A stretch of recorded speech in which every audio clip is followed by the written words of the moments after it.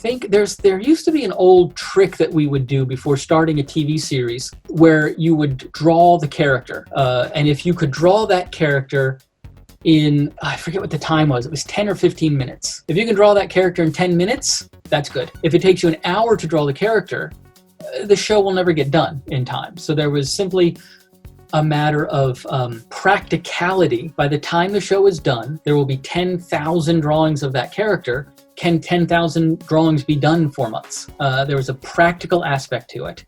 There's also, I know color designers are often talking about too many colors on a character, that it just becomes distracting. The character designer is going to draw the character hopefully once, but some poor animator is going to draw that character hundreds upon hundreds of times.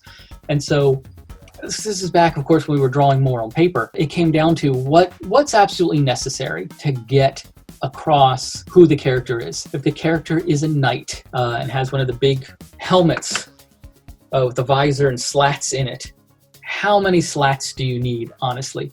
Walt Disney used to say about the buttons on the dwarves when they were first making Snow White. Walt Disney would say, every button costs me $1,000. And what he meant was the time it takes to pay someone to draw that button over and over and over again and paint it over and over again. By the time it was done, it cost $1,000 of additional time to draw that line because it had to be drawn so much. Now that shows are being done in Harmony, where you have a stamped character, the character model's put down and manipulated, there's still drawing that takes place, but more often than not, if the character can be puppeted, you could get away with putting a lot more design on a character.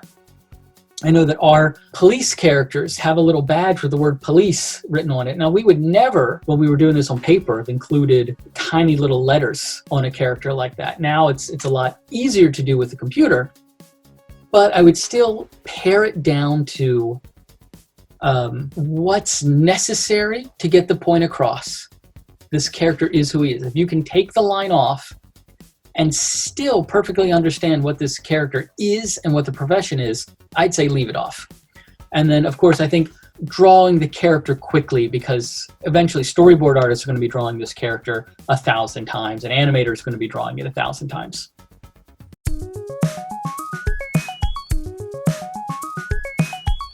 It really comes down to, and this is sort of another topic, another class, but quickly, because it does represent what I was talking about.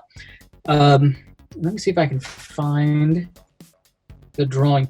It often comes down to a few tricks, which are proportion. Doesn't just, it means, of course, the proportion of head to body to feet, which are different for different shows and different characters. But it also means within a character, the proportion, where do the eyes fall on the head? How do the characters generally have, necks in Bob's Burgers are really thin compared to almost every other character on prime time. So the proportion, adjusting proportion of your shapes. If I'm going to design a Bob's Burger character, I would want to make sure, first of all, that I've got that sort of overbite design. Also, they're more realistic. They have longer legs. So I'm going to know that I'm going to need longer legs. So it's now proportion about body to legs to head. Now I can start playing with some things about the hair, about the nose, which way the nose is facing, but I'm just going to be locked into certain proportions. Also, when I talk about what's the purpose of the line, in The Simpsons, for example, every line is curved. So every line has a curve. And lines can either be, they can be straight, convex or concave, or they can be S-curves. Straight, curved, or S. That's about it. And so you want to say, how are these characters being constructed by all curved lines? Even Homer's nose, is a very subtle dip up and back down and around. It is not originally not straight at all. And so the subtle S curve that goes on in noses, whereas in American Dad, we were told these lines are slightly curved and tend to taper as they go. Even the feet taper ever so slightly. And so knowing what kind of line it is, straight, curved, or S, and whether, very seldom do you see any character who has straight parallel lines. So are they converging or diverging? And so it's really an analysis, an in-depth analysis of how characters are put together, and then trying to mimic those characteristics when you create your new characters. That's a grossly simplified answer. Thank you for asking. And hopefully maybe we'll do another session where we talk about staying in on model, because that is a specialty all its own.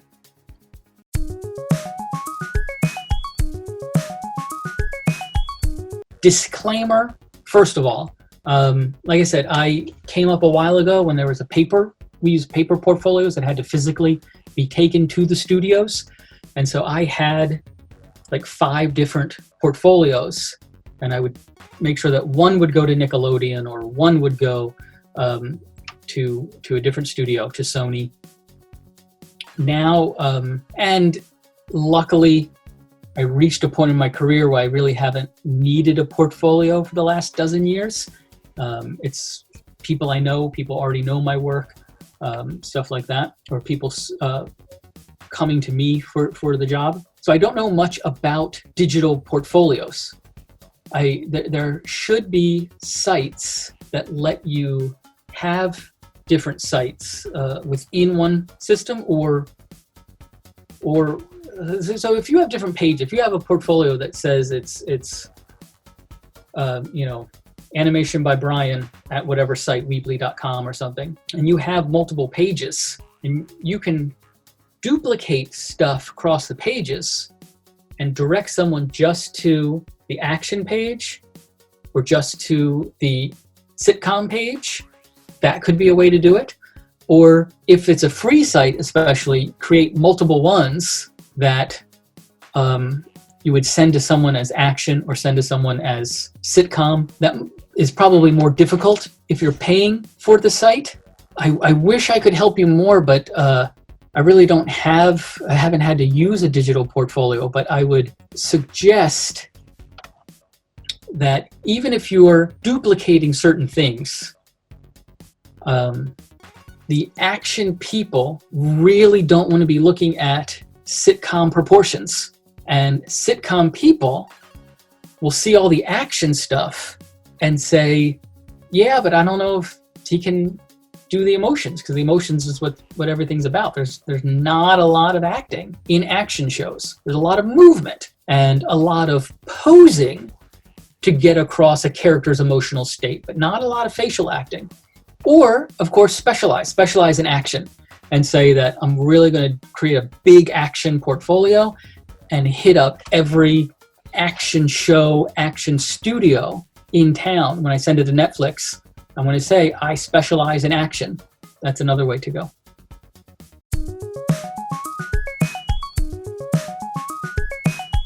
Those tools that I was talking about that allow a character to emote, those are picked over with a fine-tooth comb in features, because features spend so much more time getting in depth to a character. The character design has to have all the pieces that will allow the animators to really show subtle, complex, emotional turmoil and questioning for the character.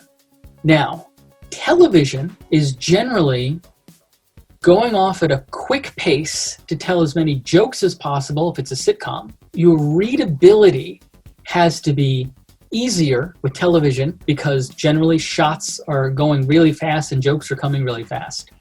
And you're limited to eye shape, eyebrows, and shoulder and hand acting. So you get a lot of this in Family Guy and a lot of this in American Dad, because this is the explaining pose. I'm explaining something to you. And so you hit this pose every time you're explaining something, which tends to be a lot. In features, you'll never, ever see that pose because when they're explaining, they're also explaining and talking about inner turmoil, explaining and setting up expectations. And so there's a lot more complexity going on in the emotions. So it's complex and simple, also fast readability in television. I hope that sort of clears it up a little.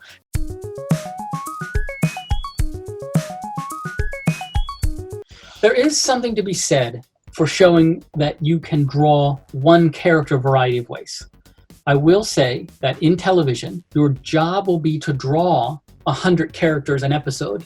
So that's every couple weeks, which means that you're doing at least a half dozen characters a day. So the more you can show that you can handle many characters, I think the better. I don't think it's necessarily bad, but I do think it will be better if you show a variety of characters. I think it's important to show that variety, especially if you're, say, here's some incidental construction workers, and then you show 4 construction workers. That will be very important. If you take one of those construction workers and turn it around, it makes sense. But I think if you can draw, 100 characters and pick your 10 best, that's always the best way to go for constructing a portfolio.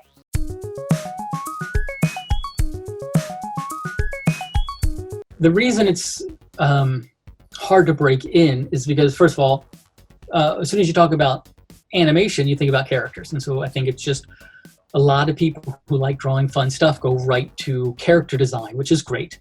There's also just, like I said, you might have 2 character designers on a show, but you'll have 8 board artists, 5 background designers, a bunch of animators. So there will be fewer of them on a series, and so you're fighting for fewer job openings. This is why I'm doing this class, because as I've been looking through portfolios, both at CTN and for staffing my shows, I am seeing people who have beautiful drawings, beautiful character designs, but without a turnaround, without a mouth chart, without special poses, without hands. I cannot adequately judge whether they can do the job and be able to jump in and do the job first day. And so I was hoping something like this will help get more people to present portfolios in a way that'll make it easier for me, and it'll only help me out, because then when I'm hiring, I'll be able to pick from a better pool of people who can show me what they're doing. And I understand that without being inside the studios, you may not necessarily know what the people are looking for inside that studio. And so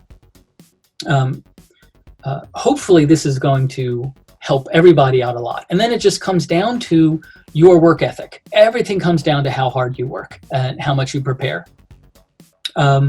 I was privileged in being very well trained, but I also, even at Chuck Jones, my very first Hollywood job, at 6 o'clock when everybody went home, I stayed 2 more hours drawing.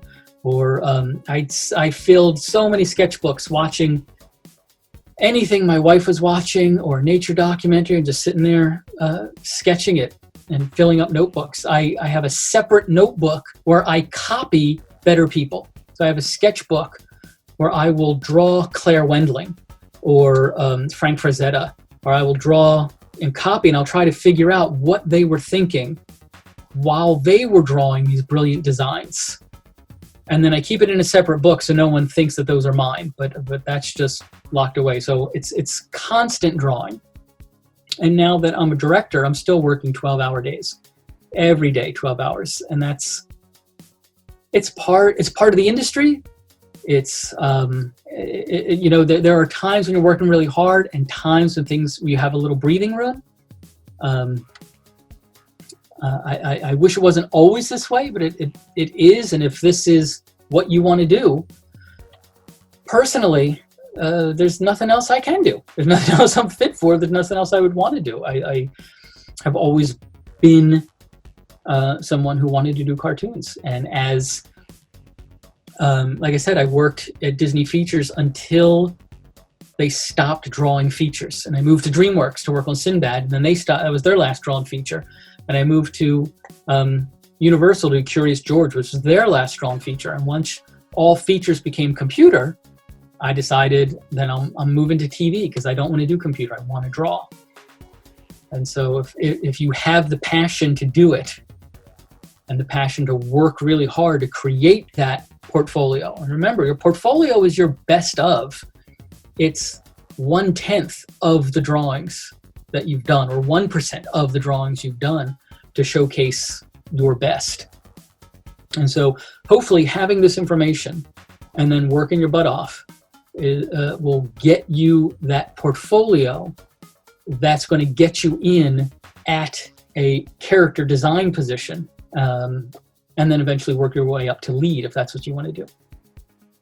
Although I would also say that any position in a studio is a great way to break in, whether it's props, backgrounds, PA position, anything in a studio.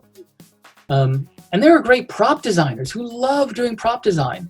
It's not to say that that's less than character, but whatever you want to do, however you want to work, you may get in and find out that you love prop design.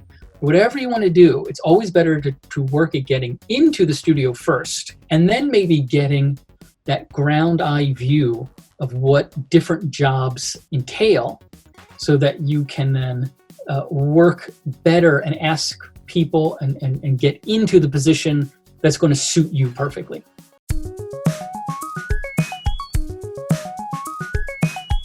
Understanding color is important for everybody at every stage. And it's because the simple reason that at every stage of pre-production, so all of this stuff is labeled under pre-production, and then animation would be production. Every stage of pre-production needs to visualize the end result. And so even as a director, when I'm designing the layout that I'm going to hand off to a variety of departments, I may also stop and tell the background designer, this area here has to be red because I need people to notice it, or your eye always goes to the highest point of contrast in a scene. And so I might tell somebody, all right, I need a shadow here with the light right next to it so that the audience will look here because that's where the character is going to emerge. And I want them to already know what they're looking at. So it's always important to understand color at every stage, but do know that the colors you pick as a character designer may not necessarily be the final color, because color designers who have studied color theory and have portfolios that demonstrate advanced knowledge of color combinations, they're the ones who are going to pick it. And even my color designers, I will often in color meetings as a director will come in and say, all right, I was thinking that the characters would be these colors, but you tell me what you think they should be, because I have to defer to someone who's had more color theory training than I have. I will also talk about, all right, but we need to shift this warm and shift that cool to create a pop between the background. And so it's always a give and take. But you should, you should study a little color theory, simply because what you're doing will never be seen in black and white. It'll be seen in color, and you should have as much understanding of the full process as possible. Like I said, a character designer needs to give tools so that a character can emote in animation. You should also know a little bit about color theory to give the proper tools to the color designer, if that makes sense.